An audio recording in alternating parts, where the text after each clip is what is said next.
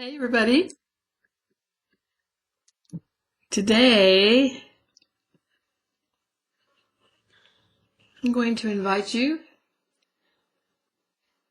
to come with me to the beach. Are you ready? Got my beach towel, my hat, my sunglasses, and I haven't found my sunscreen. But I wanted to share with you today a poem that I wrote for a writer's school that I was a part of for a couple of years. And they sponsored a contest in their weekly newsletter that asked that all entries, get my hat adjusted here, that all entries end with the following phrase: "For now, I know the difference between dawn and sunrise." And I got inspired when I heard the instructions for this contest. I love to enter contests, and so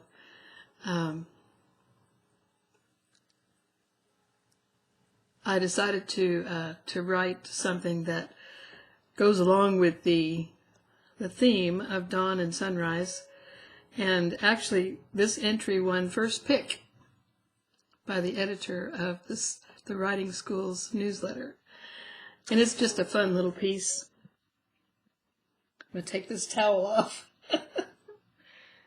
Might be a little much. I don't know. Anyway,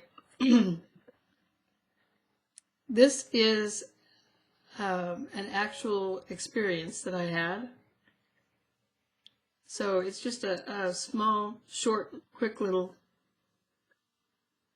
depiction of a night spent on the beach. And I call it the Pelican.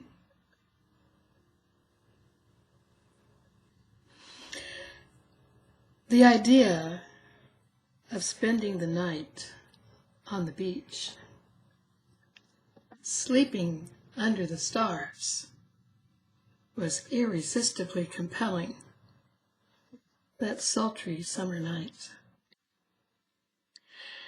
In the pre-dawn darkness, I was awakened by the rhythm of gently surging ocean waves and the cry of seagulls overhead. I imagined I was floating out to sea, wrapped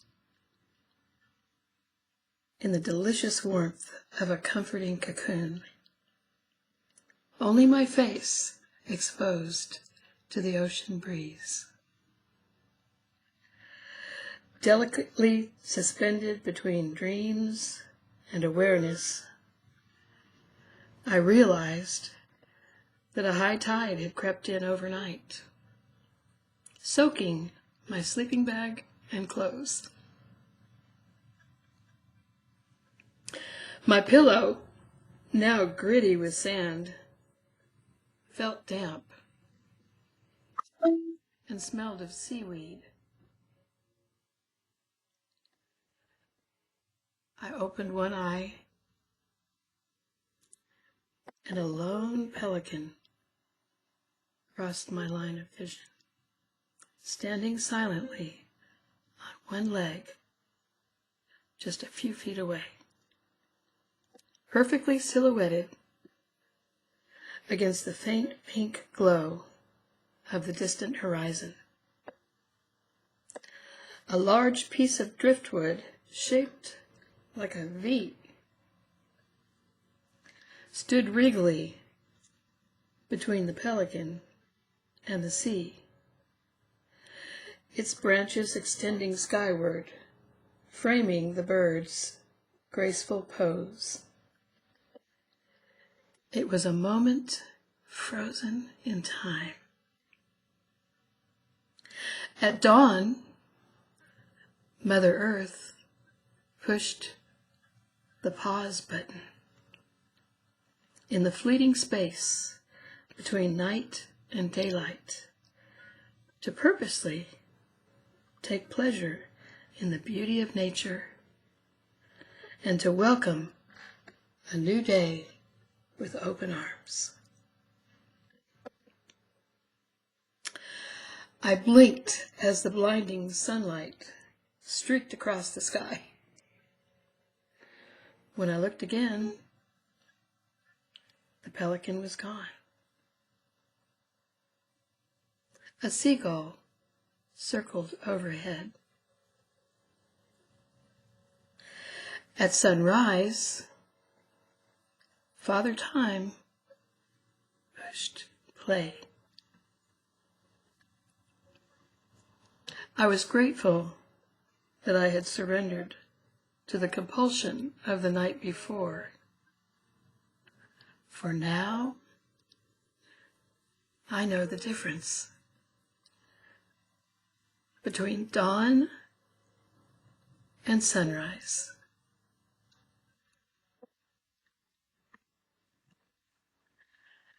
I'm a beach freak. I love the beach. I grew up by the beach in California. And I go there every chance I get. And even today, I mean, in my home, I love the beach so much. I recently moved into a new place, and there's over the kitchen sink is just a blank wall. That won't do. I had to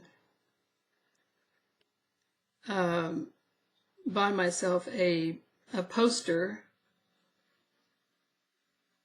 or a wall hanging, I don't know what you want to call it, that looks as if you're about to step right out onto the beach. And I also bought a door covering, you know, like it's sort of like wallpaper that you put on a door to change the way it looks without messing up the paint or anything like that. And I have not put it up yet because I need some help, but I'm waiting on some folks to come help me with that. But the door hanging also, it goes on, I'm putting it on the inside of one of my doors that's kind of ugly. And that too looks like a set of French doors that are opening out onto the beach. So it looks like you can just step right out onto the sand, and then the ocean is right there.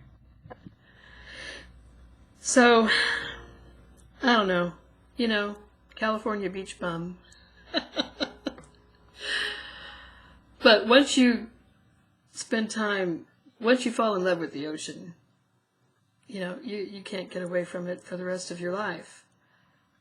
And if you can't get to the ocean, there are other bodies of water to get to get the same effect or similar. I remember as a kid, when I was growing up in Southern California, my family used to go to one of the beaches in Santa Barbara. And back then, this was in the 70s, you know, they let us dig on the beach. And so we would go for the fireworks show for the 4th of July, and we would dig this big pit in the sand. And many families did this, so you would see pits all over the place. And they would build little sand benches wrapped around the inside of the pit, about halfway down, so that we could sit there on the sand bench facing the ocean and watch the fireworks show go off. Oh, those were good times with my family. I'll never forget that. And even today, I go to the beach as often as I can get there. There were many years when I did live within a 20-mile drive to the beach. Even here where I live now. And I miss that. I miss that. Anyway, that's my story about the Pelican. I hope you enjoyed it, and I hope that you'll come back and see me again on the next video.